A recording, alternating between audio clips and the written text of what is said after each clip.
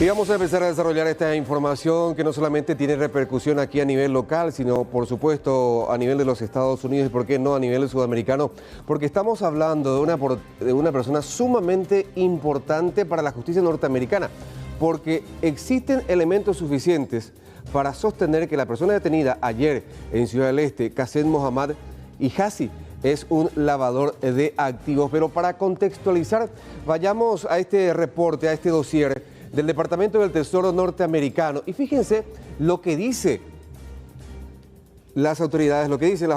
Qasem mantiene fuertes vínculos con políticos, policías, fiscales de distrito y varios corredores de cambio de monedas paraguayos ubicados en Ciudad del Este, que brindan facilidad, seguridad, garantía y poder económico que le permiten operar en la zona desde al menos 2018.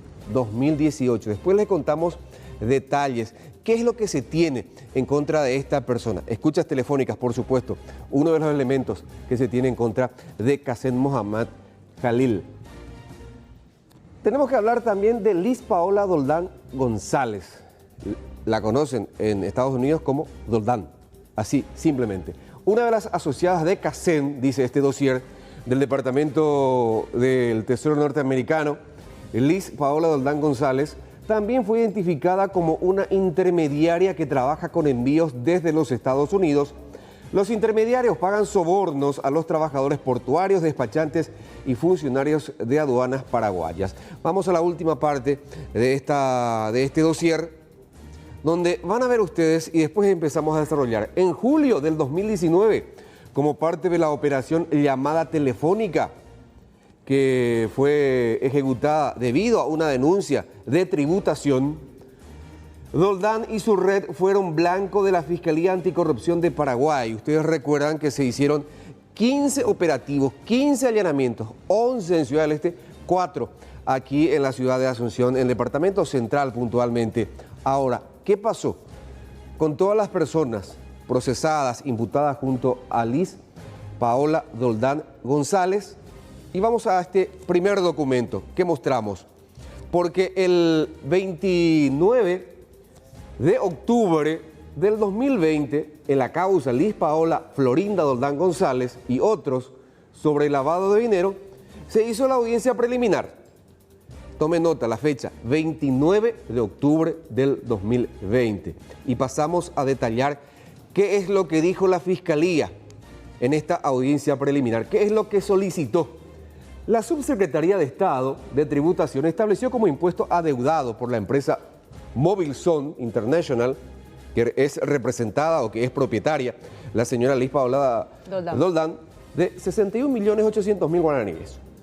En relación a la firma Excellent Import, la suma evadida es de 4.633 millones de guaraníes. Y con relación a la firma Tenuc International, la suma de 690 millones de guaraníes y monedas. ¿Qué dice la Fiscalía de Delitos Económicos puntualmente? Liliana Alcaraz como Francisco Cabrera. Se considera que la expectativa de pena en caso de llegar a una condena no superaría los dos años de pena privativa de libertad, por lo que atendiendo las circunstancias personales de los imputados, entiéndase arraigo, sometimiento al proceso, esta Fiscalía requiere la suspensión condicional del procedimiento de los señores y empieza ya a citar a cada uno de los 14 procesados. Ahora, Aníbal, tanto Paola Doldán como otros, así como figuran justamente en este expediente, se allanaron también a un proceso que les facilitó pagar cierta parte de la multa en cuanto a la evasión. Lo que la Fiscalía dijo: estas personas están en condiciones de pagar lo evadido. Pero desde tributación dice: no, señores, está bien, que paguen lo evadido es una cuestión administrativa. Pero tienen que responder, el delito está y tienen que responder también en el fuero penal.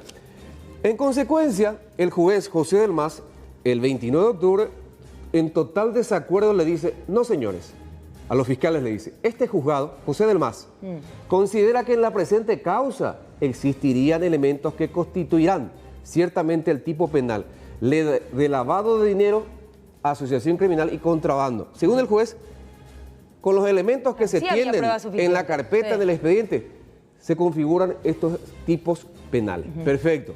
¿Y qué pasó Trámite de después? oposición, no corrió la aplicación de la suspensión condicional del procedimiento, de vuelta al Ministerio Público, a la Fiscalía General del Estado, en este caso, representada la Fiscalía General por la adjunta de la Unidad de Delitos Económicos, Soledad Machuca. Y fíjense, vayamos al segundo documento, a lo otro, para que vean ustedes, 29 de octubre, ahora 16 de noviembre.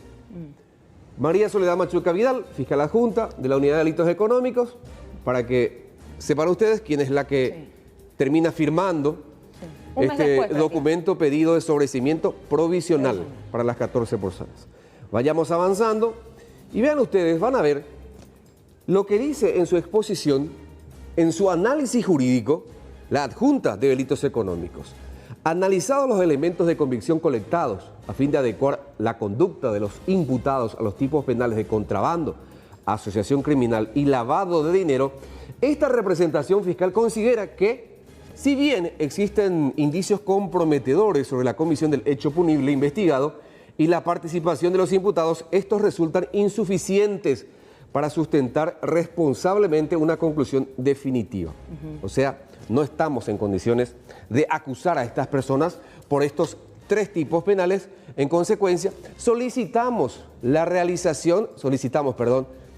un mayor plazo, un año, y en consecuencia, el otorgamiento del sobreseimiento provisional para estas 14 De todas personas. maneras, este resultado, estamos hablando de este análisis jurídico, salió a menos de un mes de aquel 20 de octubre. 29 de octubre, exacto. 17 días después. Una cantidad impresionante de evidencia ya fue procesada supuestamente y ese es el veredicto. Aquí está, 16 de noviembre la fecha, En menos de un mes. 17 días. Por tanto, conforme a las consideraciones formuladas, esta representación pública requiere la aplicación del sobreseimiento provisional. Y nuestra legislación, nuestro Código Procesal Penal establece que, existiendo una ratificación del Ministerio Público en su pedido, el juzgado no puede hacer otra cosa más que allanarse a la solicitud del Ministerio Público. ¿Y en qué fecha se hace? De vuelta a la audiencia preliminar. Vamos al siguiente documento para que vean ustedes. 9 de diciembre del mismo año. Estamos hablando un mes y medio después. Sí. Bueno, entonces, como decíamos... O sea, este es el tiempo que ellos consideraron, ahora sí el suficiente como para poder emitir definitivamente una resolución. Pero estamos hablando otra vez de que el tiempo que pidieron fue sumamente escaso, o sea, prácticamente un mes otra vez. Sí, un mes y 15 días más o menos. Sí. Entonces el juez, aquel 9 de diciembre del 2020, vamos avanzando, no tuvo más remedio, más otra salida que disponer el sobreseimiento por expreso pedido de la fiscal adjunta María Soledad Machuca, el sobreseimiento provisional de Liz Paola Doldán Florinda González, da el número de documento de identidad, y por supuesto de las demás otras personas procesadas. Todos en corrieron esta la misma causa. suerte. Sí. Todos corrieron. Todos. Más de 10 personas Sí, aproximadamente. uno sí obtuvo el sobreseimiento definitivo. Uno de ellos. A ver, ¿qué más tenemos si me indican en nuestro listado para ir avanzando en este tema?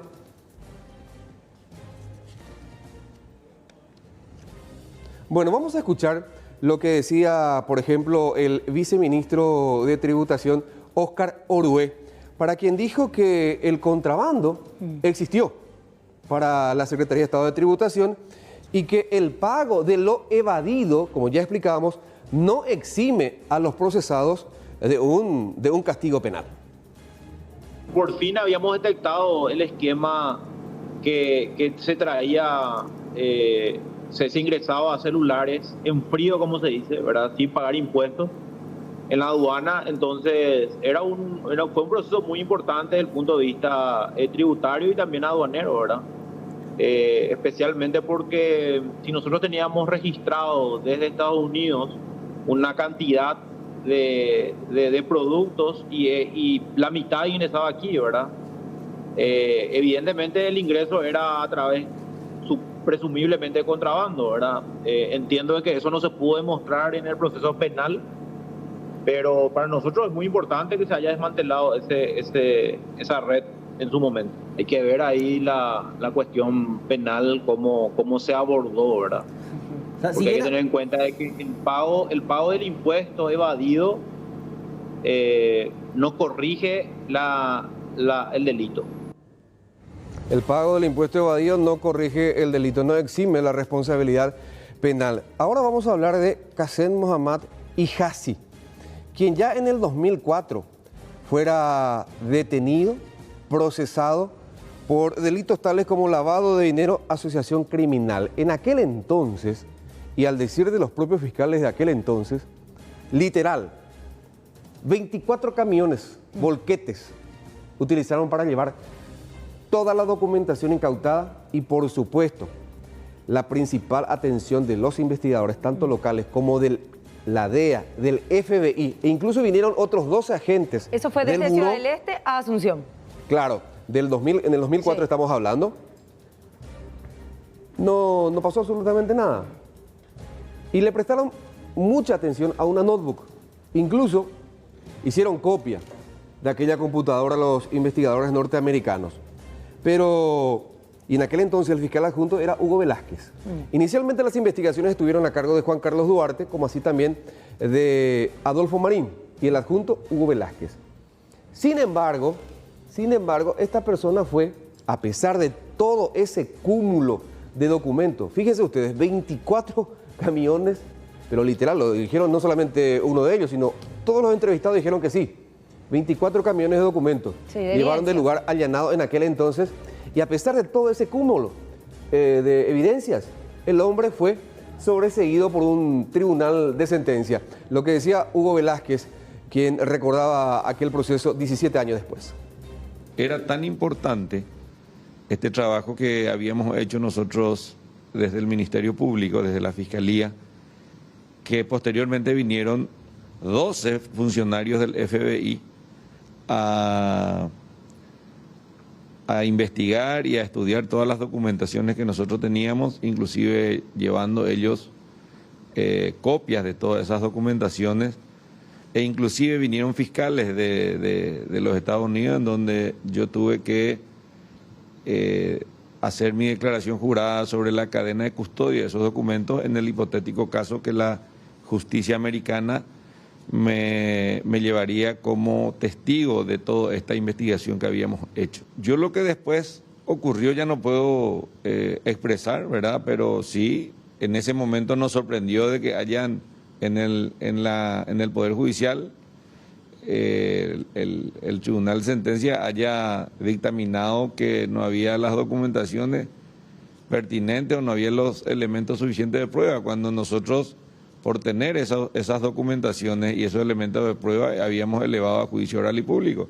Tal es así que 17 años después resulta ser de que nosotros teníamos razón.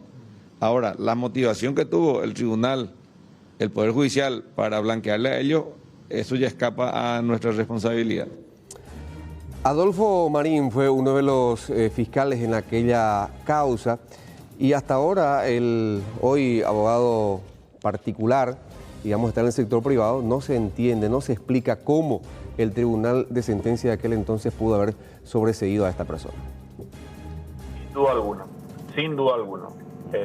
Yo particularmente no entiendo cómo lo absolvieron, sin duda alguna, pero ya estoy haciendo, o sea, yo no puedo hacer un juicio de valor sobre el trabajo que en ese momento hizo la Fiscalía, pero yo te puedo asegurar, Rolando, de que aproximadamente se llegaron a incautar el equivalente a 24 camiones llenos, 24 camiones tumba llenos con documentación. O sea, fue impresionante todo lo que se incautó y toda la evidencia y todo el material incriminatorio que existía. Ahora, no conozco las razones jurídicas por las que finalmente el Tribunal de Sentencia en Ciudad del Este y la Cámara de Apelaciones y la Corte Suprema de Justicia la persona por esos delitos que yo te había mencionado. ¿Quieren saber quiénes fueron los integrantes de aquel tribunal de sentencia? 2 de ellos hoy ya no están. Ana María Réllaga, destituida por el jurado. Graciela Flores de Orella, también destituida. El que sigue en el ejercicio de la magistratura es Efraín Jiménez. Por supuesto, esa sentencia de primera instancia fue ratificada en segunda y también incluso por la Corte Suprema de Justicia. Pero fíjense ustedes, decíamos, ¿cómo es que Estados Unidos sabe más que nosotros, que nuestros investigadores? Y este tuit de Joe Salazar, encargado de negocios, puede ser revelador, porque fíjense, las acciones exitosas de ayer contra Qasem Mohammad Hijazi y socios por su participación en hechos de corrupción fueron realizadas gracias a nuestra intensa colaboración con el gobierno paraguayo y acá entra el término, la frase diplomática, y nuestros esfuerzos conjuntos por mantener la seguridad de nuestros pueblos.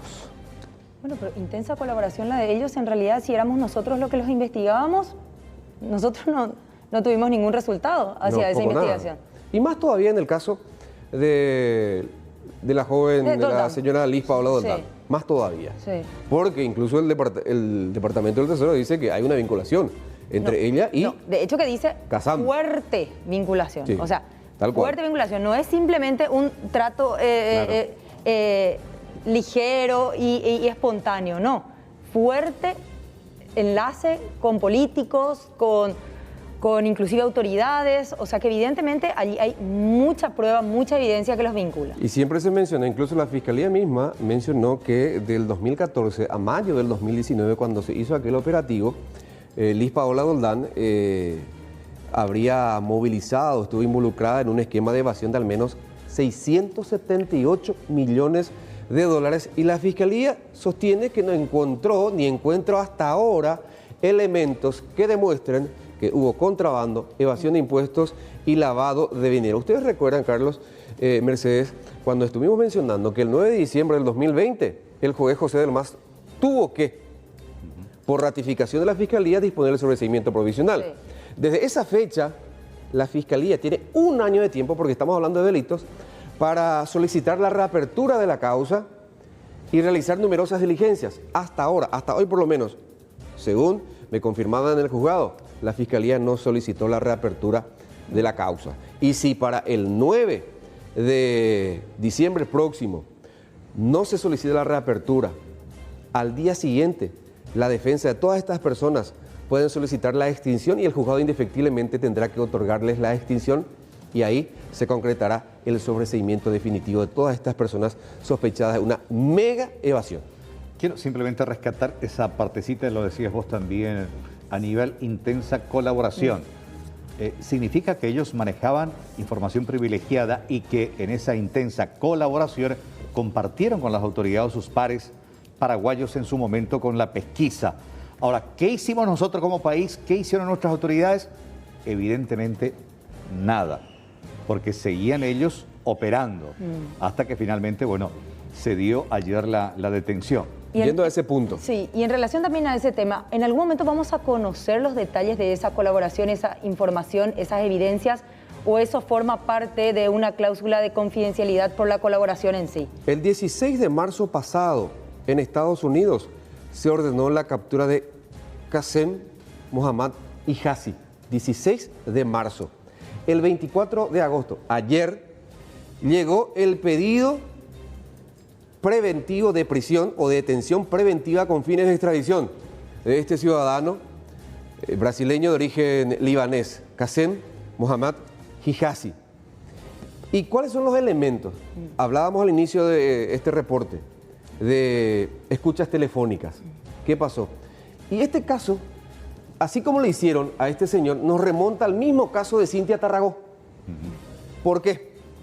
Porque cuentan, y se tiene eso en el exhorto, en el documento remitido, porque no se hace un informe detallado, sino parcialmente nomás. Se menciona que de mayo del 2019 a diciembre del 2020, Hijazi llegó a depositar $1.600.000 en 6 operaciones en 20 bancos distintos. Contactaron con Qasem Mohammad Hijazi fuentes, investigadores de los Estados Unidos diciéndole que tienen dinero, Trabajo producto cubierto del tráfico de drogas que quieren lavar. ¿Qué hizo él? ¿Qué hizo Hijazi? Ordenó a este agente, encubierto por supuesto y cuyos datos se mantienen en confidencialidad, que contacte con un socio suyo radicado en Suiza y que éste le daría las coordenadas para empezar el lavado de estos fondos. Utilizó cuentas bancarias de terceros cuentas en Nueva York y Florida, según los reportes, y por supuesto ya ambas cuentas estaban siendo monitoreadas por los investigadores norteamericanos. Y así, ahí es cuando entra la justicia norteamericana, cuando se utilizan sus bancos para lavar dinero. Ahí se abre el tentáculo de orden de captura, detención, con la colaboración de los países con los que tiene este tipo de trato. Pero cuesta mucho creer que nosotros acá no hayamos tenido nada, ninguna información sobre las operaciones que desde hace principios del 2000 venían haciendo principalmente en la zona de la Triple Frontera. Podemos concluir que Estados Unidos hizo la mayor parte del trabajo que nuestros investigadores tendrían que haber estado realizando. No solamente ahora, sino ya tiempo atrás, cuando esta persona era sospechada de manera seria de haber estado lavando dinero para grupos terroristas como el Hezbollah, por ejemplo. Pero hoy, Qasem Mohammad Hijazi fue llevado a los tribunales ante el juez José del Mas para la audiencia de identificación. De ahí, el magistrado dispuso su detención, su prisión preventiva, en la agrupación especializada por razones de seguridad, a la espera de que los Estados Unidos, en el plazo máximo de 60 días, remita oficialmente el exhorto de extradición.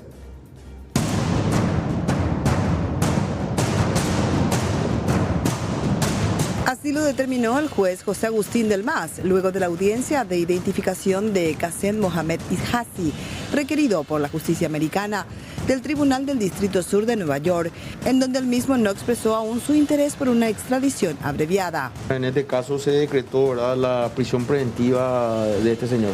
¿Dónde va a guardar prisión preventiva? Sí, la Fiscalía me pidió, me sugirió, ¿verdad?, más bien, que guarde reclusión en la agrupación especializada debido a la magnitud y complejidad del caso y por razones de seguridad. ¿El detenido pidió algo en especial, doctor? ¿Él habló? ¿Qué dijo su defensa? Sí, eso constató en acta, lo que manifestó en síntesis, que él no tiene conocimiento, que tiene una causa abierta. Tanto el Ministerio Público como el juzgado explicó las razones de lo que, en qué consiste la extradición, es decir, el procedimiento que más bien generalmente según el sistema que rige a nuestro país en cuanto a las normativas, que es más bien un sistema continental. El siguiente paso es esperar los documentos formales de los Estados Unidos, es decir, de Nueva York, ¿verdad?, que solicita, que se llama extradición pasiva, ¿verdad? Una vez que tengamos y recepcionemos los documentos, esto se le da a Asuntos Internacionales y a la Fiscalía General a los efectos de que dictamine finalmente. La Fiscalía solicitó la prisión y en base a lo que dispone el artículo 150 del Código de Procedimientos Penales, que habla de detención provisoria o prisión preventiva, y este juzgador creyó conveniente, evidente, por el caudal fáctico y del pedido, como también por razones de supuesta fuga también, ¿verdad?, se fundamentó, ¿verdad?, en la prisión preventiva del citado solicitado por los Estados Unidos. Hijazi llegó a la sede de Palacio de Justicia de Asunción con un retraso de más de 2 horas, transportado desde la base de operaciones de la Senat hasta el Poder Judicial, en donde prefirió permanecer en silencio. Él mismo indicó al fiscal de Asuntos Internacionales su decisión de consultar con su familia antes de comunicar sus estrategias legales. No hubo ningún cuestionamiento con respecto a la identidad de la persona. Es la persona reclamada por la justicia de los Estados Unidos, que es un acto, aunque parezca muchas veces absurdo, parte del protocolo del Tratado Internacional. Y se solicitó por parte de la Fiscalía la aplicación de medidas cautelares de carácter personal. Hemos pedido la reclusión mientras transita el proceso de extradición, porque no se sometió a una extradición simplificada. Dejó claro el extraditable que era una cuestión que tenía que debatir, o sea, no cerró la posibilidad de someterse al trámite simplificado, dejó abierto eso y pidió que se deje constancia en actas de eso, incluso de que iba a consultar con sus familiares y con sus abogados para ver si un poco más adelante tomaba la decisión voluntaria de someterse al trámite simplificado. No existe una suspensión condicional de la decisión voluntaria de extradición simplificada. Acá tiene que aceptar o no aceptar, entonces se toma como una no aceptación en principio, y nosotros ahora mismo le oficiamos a la justicia de los Estados Unidos para que remitan en el plazo que establece el tratado, que es de 60 días desde la detención, toda la documentación que justifica y formaliza el pedido de extradición. El plazo para la presentación de documentaciones concluyentes que debe realizar el Departamento de Justicia del Distrito Sur de Nueva York corre desde la fecha. En tanto, el brasileño de origen libanés, afincado en la frontera paraguaya, guardará reclusión en la agrupación especializada.